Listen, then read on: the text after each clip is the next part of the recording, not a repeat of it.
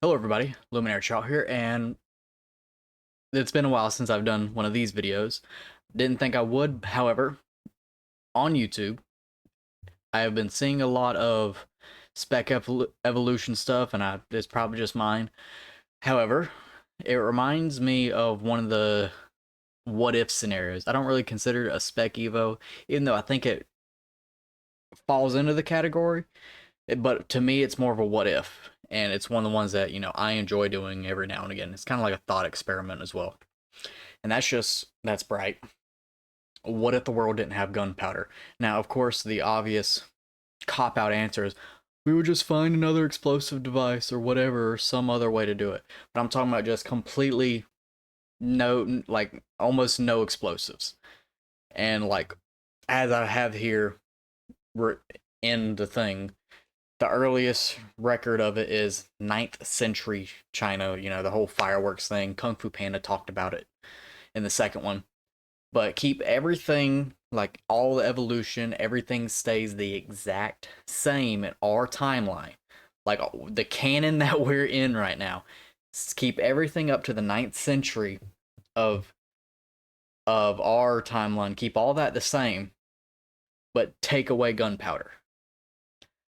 How does that change, everything?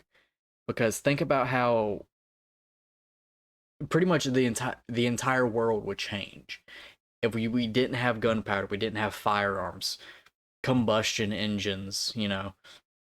Everything would flip on its head for a time. But I do feel like we would get to a similar state that we're in right now. It would just take a lot longer. And how would that extended period of time without certain things change? Because like think about how we got you know how Christopher Columbus or everybody else, how they got to the Americas, North and South. People were already over here, and then the Europeans and the Vikings, they came over here as well. They didn't have gunpowder there in that period of time, or some of them did, but that wasn't the requirement to get here. You didn't use anything. They just had normal ships. So take that, and they still come over here. Nothing really changes that. So that's a canon event. Christopher Columbus comes over, canon event. He just doesn't have guns this time. None of the settlers do. So you're gonna have to change how things happen. So one of the things that does change, and I'm sure somebody somewhere has had the same thought, is how do people change? And one of the things is how much changes is city development, metallurgy, martial or war strategies. War would change a lot, comparative to what we see it as today. From back then, it would probably still stay the same. And then finally, how would people change? So with the city developments, cities used to be walls and everything used to be real close. Cities used to be walking distances from each other, or horse riding distances from each other. You could run from one place to a next. You can't do that in today's world. So everything would be tighter in a way. So I don't know. This is one of those things where it's just like there's so much that would change. It's hard to put it into perspective.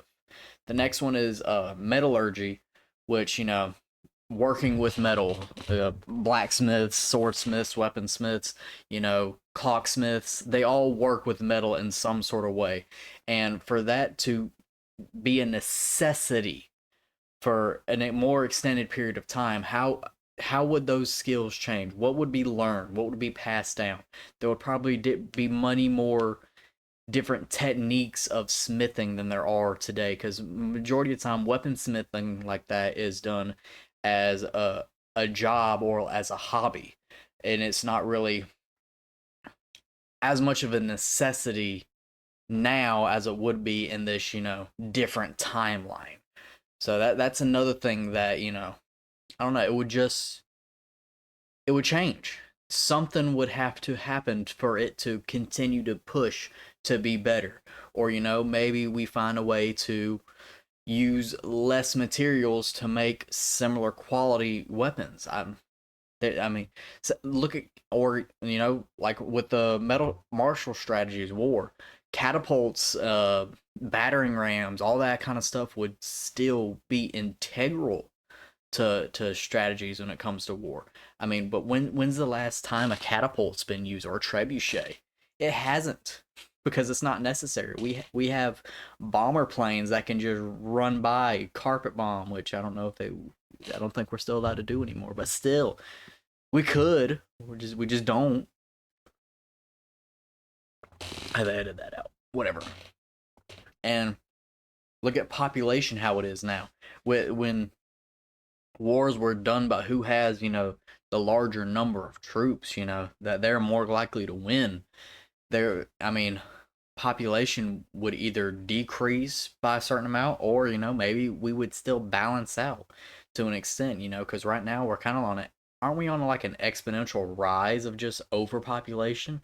If wars were still fought by the numbers and so many people would just continue to die by these wars, then that population would end up in a bit more controlled, which isn't, you know, a good thing by any means. It's still a lot of dead people, but I don't know. You gotta look at it, you know, what would possibly happen, and not so much like, hey, this is an absolutely horrible thing that could happen. Yeah, it is, but we're not in that timeline. We're talking speculative timelines. And then finally, one of the things that interests me the most is how would people change? Because, you know, if certain people continue to survive certain battles and, you know, they have kids, then, you know, it's possible that those epigenetics, if that's a whole nother thing, could get passed down, and or, you know, like the whole knights thing, you know, if those knights have kids and they grow up to be knights, and there's a good possibility that, you know, certain family aspects get passed down, or, you know, the generation just continues to get stronger because that's what's necessary. I mean, and one of the things that, you know, is becoming more common knowledge is, you know, medieval, I keep saying, you know, it's whatever, medieval archers, some of them, you know, they just had a big old left arm to pull back on that big ass bow. So imagine that, but generations of families, generations of archers. How grotesque could that left arm get comparative to the right? It's just, it's weird to think about, because I don't know. It just is. I mean, 10 generations of archers. What is that 10th generation going to look like compared to that first generation archer? Would they look about the same? They probably would, but just imagine the possibility, because there is a possibility that number 10 does not look like number 1. And same thing like with spearmen, you know, swordsmen, cavalry riders. Would, you know, certain cavalry riders just genetically have thicker thighs, that way they can hold on to the damn horse? It's weird. Uh if anybody thinks this is, you know, fun to think about or whatnot, put some stuff down to the comments. What do you think would happen? How would the world change and more? Because there are probably some people who, you know, historians that could actually, you know, do A, B, C, D, and just go down a list of things that would change. But I've been seeing this more on YouTube, and I kind of wanted to put mine out there. Mine. But run wild with it. Tell me what you guys think. I'll see y'all in the next short or video or whatever I upload. It'll probably be a short because I'm not really doing long form videos anymore. But it's whatever. Bye.